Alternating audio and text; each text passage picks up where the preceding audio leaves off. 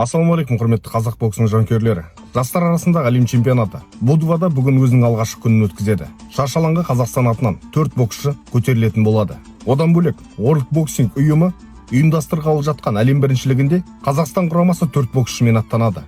World Boxing ұйымдастырылғалы жатқан әлем чемпионаты 26 қазан мен 2 қараша аралығында өтеді. ақш-тың Колорадо штаты Пуэбло қаласында. Бұл чемпионатқа қатысты нақты ақпараттармен бөлісетін болсам, әлемнің 30 мемлекетінен 180 боксшы қатысады. Қазақстан құрамасының атынан 4 салмақ дәрежесінде боксшыларымыз өнер көрсететін болады. Олар 55 келі салмақ дәрежесінде Ерасыл Аманғалиев, 65 келіде Асылхан Көшербай, 70 келіде Диас Серікұлы, 85 келіде Даниял Райымбековтер. Ал команданы дайындап алып барған бапкерлер Азамат Туямышев пен Ержан Шагиров деген бапкерлеріміз. Ал бұл инсайт бүгінгі күнде Қазақстан бокс федерациясының ресми парақшасында жарияланды. Ал дәл қазір Черногорияның Будва қаласында өтіп жатқан әлем біріншілігінің алғашқы күні. Дәл қазір А рингінде 63 келі салмақ дәрежесінде өнер көрсететін Азия чемпионатының жүлдегері Аружан Жаңабаева ресейлік Милана Дзугаеваға қарсы жекпе-жек өткізуде.